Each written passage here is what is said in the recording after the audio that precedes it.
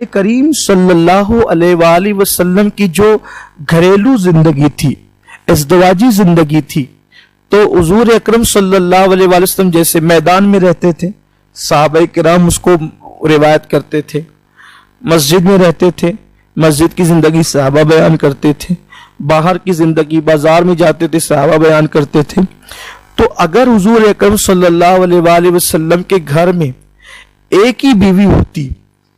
تو ممکن تھا کچھ بیان کر پاتی، کچھ بھول جاتی بتقاضۂ بشریت۔ تو حضور اکرم صلی اللہ علیہ وآلہ وسلم کی وہ زندگی کے گوشے امت تک نہیں پہنچ پاتے، اسی لیے اللہ تعالیٰ کا حکم تھا کہ حضور علیہ السلام کی ایک سے زائد بیوی ہوں، اور حتیٰ کہ وہ جتنی ازواج تھی حضور علیہ السلام کی، اللہ تعالیٰ ان سب پر رحمت اور سلامتی نازل فرمائے۔ وہ ایک سے ایک ذہین تھی، ذہانت تھی ان کے اندر، دنیا دیکھی ہوئی خواتین تھی، وہ تجربات تھی ان کے، اللہ تعالیٰ نے ان کو بہت عظیم جو ہے وہ حکمتوں سے نوازا تھا، اور حضور علیہ السلام کی صحبت نے مزید ان کی زندگیوں میں چار چاند لگا دیے۔ تو اللہ تبارک و تعالیٰ کو یہ منظور تھا کہ محبوب علیہ السلام کی باہر کی زندگی کم و بیش 1,24,000 صحابہ بیان کرتے ہیں، تو گھریلو زندگی آقا کریم صلی اللہ علیہ وآلہ وسلم کی ازواج مطہرات بیان کریں۔ مثال کے طور پر اگر ماں خدیجہ سے کچھ رہ جائے تو ام سلمہ بیان کر دے، ام سلمہ سے کچھ چھوٹ جائے اما عائشہ بیان کر دے، اما عائشہ سے کچھ چھوٹ جائے ام حبیبہ بیان کر دے۔ تو اس طرح بزرگوں نے فرمایا نصف الدین امت مسلمہ کو حضور اکرم صلی اللہ علیہ وسلم کی ازواج مطہرات سے ملا ہے۔ ایک اور حکمت یہ ہے کہ بہت ساری چیزیں ایسی ہیں کہ مرد کسی عورت سے وہ بات نہیں کر سکتا، اور آقا کریم صلی اللہ علیہ وآلہ وسلم جیسے مردوں کے لیے نبی ہیں ویسے عورتوں کے لیے بھی نبی ہیں، اور آقا کریم صلی اللہ علیہ وآلہ وسلم کی بارگاہ میں عورتیں مسائل پوچھنے آتی تھی، لیکن کچھ باتیں ایسی ہیں کہ جو کسی مرد عورت سے کر ہی نہیں سکتا، اور پھر اللہ کے حبیب صلی اللہ علیہ وسلم میں جیسے حسن بہت زیادہ تھا، عمل بہت زیادہ تھا، تقوی بہت زیادہ تھا، اسی طرح سے حضور علیہ السلام کا علم بہت زیادہ تھا، ویسے حضور اکرم صلی اللہ علیہ وآلہ وسلم کے اندر حیا بھی بہت زیادہ تھی۔ ام المومنین حضرت عائشہ صدیقہ رضی اللہ تعالیٰ عنہ فرماتی ہیں کہ حضور اکرم صلی اللہ علیہ وآلہ وسلم ایسے شرمیلے اور با حیا تھے جیسے دلہن اجنبی لوگوں سے حیا اور شرم کرتی ہے، اس سے زیادہ اللہ کے حبیب علیہ الصلوۃ والتسلیم جو ہے وہ لوگوں سے حیا فرماتے تھے۔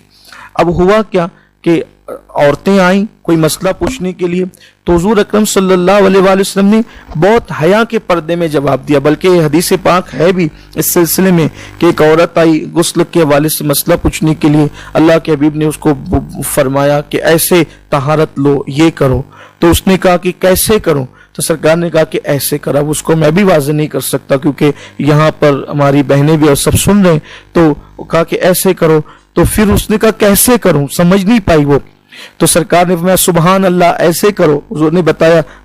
لیکن وہ نہیں سمجھ پائی، تو پھر ام المومنین فرماتی ہیں کہ میں نے اس کا ہاتھ پکڑ کر اس کو اپنی طرف کھینچ لیا، اور کھینچنے کے بعد پھر میں نے اس کو بتایا کہ کس طرح کیا کرنا ہے۔ تو اب عورتیں پھر کیا کرتی تھی کہ ڈائریکٹ حضور علیہ السلام سے اب کچھ پوچھنے کی بجائے وہ یوں کرتی تھی کہ اپنے مسائل آ کر وہ امہات المومنین سے پوچھتی تھی، اور امہات المومنین جو ان کو مسائل پتہ ہوتے تھے وہ بتا دیتی تھی، اور جو نہیں پتہ ہوتے تھے وہ حضور اکرم صلی اللہ علیہ وآلہ وسلم سے پوچھ کر بتاتی تھی۔ تو ازواج مطہرات کی کثرت، حضور اکرم صلی اللہ علیہ وسلم کی جو کئی ازواج 11 ازواج مطہرات، اس میں حکمت یہ بھی ہے کہ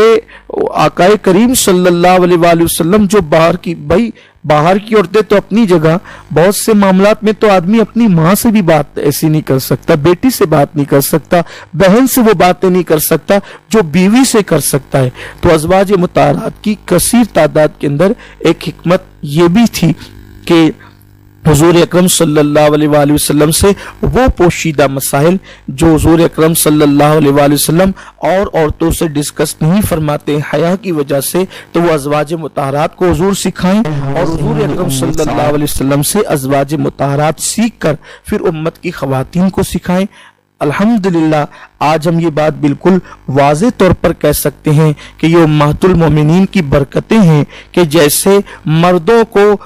एक एक चीज जिंदगी गुजारने की वाज़ेह तौर पर मिल चुकी है, वैसे औरतों को भी अज़वाज मुतहरात की बरकत से हर मामले में बिल्कुल वाज़ेह तौर पर पूरा कानून नसीब हो गया है। और ये अज़वाज मुतहरात की हुज़ूर अकरम सल्लल्लाहु अलैहि वसल्लम की मुक़द्दस अज़वाज मुतहरात की बरकतें हैं। और रही बात कि अगर इस पर मज़ीद किसी को बहुत तफसील से अगर वो पढ़ना चाहता है तो मेरा मशवरा है कि वो पीर करम शाह साहब की किताब ज़ियाउन नबी में उन्होंने इस पर बहुत तफसीली गुफ्तगू फरमाई है, आप उसको वहाँ देख सकते हैं।